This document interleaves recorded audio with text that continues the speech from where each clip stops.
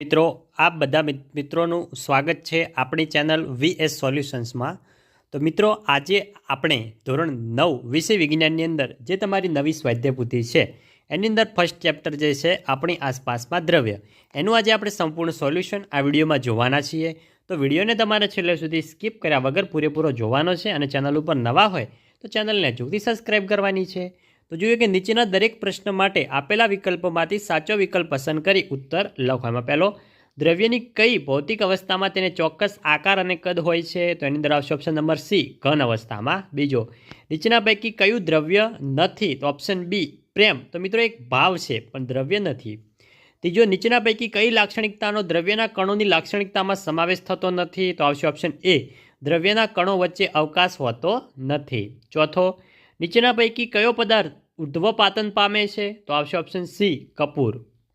પાંચમો છે 408 kelvin, 429 kelvin અને 491 કેલ્વિન તાપમાનના મૂલ્યોને સેલ્સિયસ માપકરમાં રૂપાંતરિત કરતા મળતા મૂલ્યો અનુક્રમે કેટલા હોય છે? તો એની અંદર ઓપ્શન બી જે છે આપણો સાચો આવશે। પછી જે છઠ્ઠો, બરફની ગલનગુપ્ત ઉષ્માનું મૂલ્ય જણાવો? તો આવશે option number C, 3.34 × 10⁵ joule kilogram inverse. સાતમો છે વહેવું એ તરલનો અનન્ય સ્વભાવ છે, નીચેના પૈકી કયું વિધાન સાચું છે? તો એની અંદર વિદ્યાર્થી મિત્રો કયો જવાબ આપે એ તમારે કોમેન્ટ કરવાનું છે।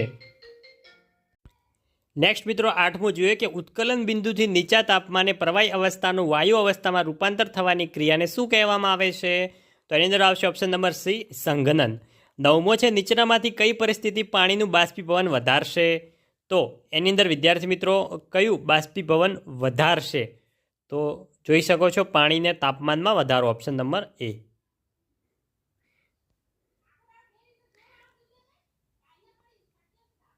આગળ મિત્રો જોઈ શકો છો 10માની અંદર આવશે ઓપ્શન નંબર એ। આગળ જોઈ શકો છો પીડીએફ થોડી ચોખ્ખી દેખાઈ રહી છે। 11માની અંદર આવશે ઓપ્શન નંબર સી જે છે, વિધાન એ સાચું છે અને કારણ આર એ ખોટું છે। 12મો છે એની અંદર આવશે ઓપ્શન નંબર એ। 13મો છે એની અંદર પણ આવશે ઓપ્શન નંબર એ। હવે છે વિધાન ખરા છે કે ખોટા એ આપણે જણાવવાનું છે।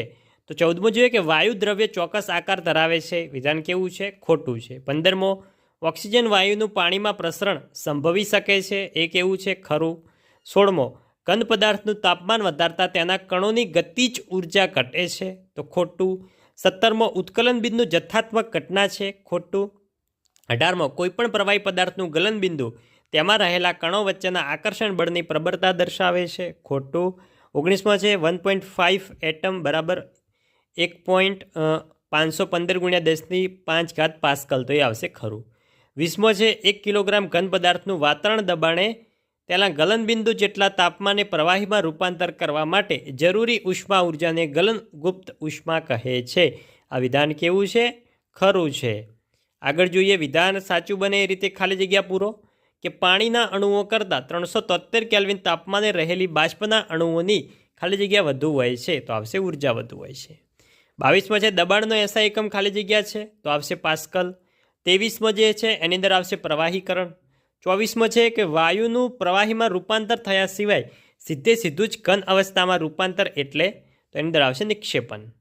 પહેલો છે 1 ગ્રામ બરાબર 10⁻³ કિલોગ્રામ।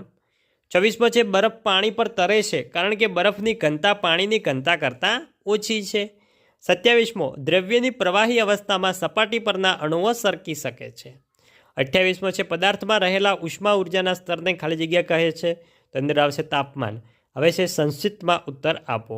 દ્રવ્ય શેનું બનેલું છે? તો દ્રવ્ય અતિ સૂક્ષ્મ કણોનું બનેલું છે। 30મો, ગલન એટલે શું? તો દ્રવ્યની ઘન અવસ્થામાંથી પ્રવાહી અવસ્થામાં રૂપાંતર થવાની પ્રક્રિયાને ગલન કહે છે। 31માં જોઈ શકો છો। હવે તમને જે પ્રશ્નો છે એના જવાબો તમને આપેલા છે, તમારે વિડીયો સ્ટોપ કરી ધ્યાનથી વાંચીને પછી લખી લેવાના છે। બરફનું પાણીમાં રૂપાંતર થવાની પ્રક્રિયા, તો આવશે સી, ગલન। બીજો, પાણીનું બાષ્પમાં રૂપાંતર થવાની પ્રક્રિયા, તો એની આવશે ડી, બાષ્પીભવન। પછી છે ત્રીજો, ઘનનું વાયુમાં રૂપાંતર થવાની પ્રક્રિયા, ત્રીજાની અંદર આવશે ઓપ્શન નંબર એ, ઉર્ધ્વપાતન।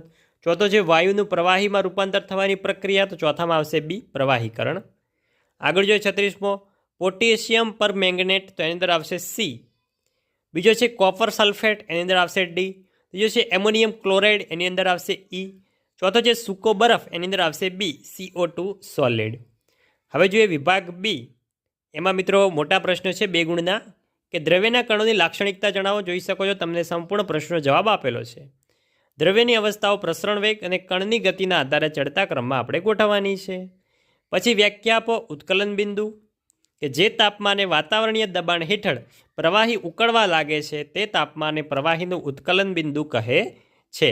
આગળ છે ભેજ, તો હવામાં રહેલી પાણીની બાષ્પની માત્રાને ભેજ કહેવામાં આવે છે.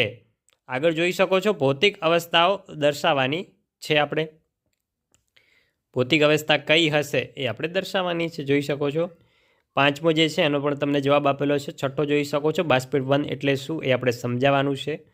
7મો વાયુનું દબાણ એટલે શું, દબાણના માપન માટેના એકમો જણાવો. દબાણના માપન માટેનો એકમ પાસ્કલ છે. આ તમને જવાબો આપેલા છે, તમારે વિડીયો સ્ટોપ કરી જવાબો લખી લેવાના છે. આગળ તફાવતના મુદ્દા આપો. ઘન અવસ્થા, પ્રવાહી અવસ્થા આપણે ધોરણ 6, 7, 8થી ભણતા આવ્યા છીએ, ઘન અને પ્રવાહી. બીજો છે બાષ્પીભવન અને ઉત્કલન. આગળ જે વિભાગ સી, જે 3 ગુણના પ્રશ્નો છે, કે ઘન અવસ્થાના ગુણધર્મો જણાવો. બીજો છે પદાર્થની ભિન્ન અવસ્થાના ગુણધર્મમાં જોવા મળતા ફેરફાર કોષ્ટક રૂપે પ્રવાહી દર્શાવો. તો આ તમામ પ્રશ્નો આપેલા છે, તમારે વિડીયો સ્ટોપ કરી પ્રશ્નોના જવાબો લખવાના છે ધ્યાનથી. જોઈ શકો છો ઉનાળામાં કેવા કપડાં પહેરવા જોઈએ, શા માટે. આગળ પણ જોઈ શકો છો તમને બધા ખાસા એવા જવાબ આપેલા છે. કેસ સ્ટડી આધારિત પણ પ્રશ્નો તમને પૂછવામાં આવેલ છે. વિભાગ ડી જે છે કે વાયુ અવસ્થાના ગુણધર્મો જણાવો, એનો પણ તમને સંપૂર્ણ જવાબ છે. બીજો છે બાષ્પીભવન પર અસર કરતા પરિબળો સમજાવો. જોઈ શકો છો એનો પણ સંપૂર્ણ જવાબ તમને આપેલો છે.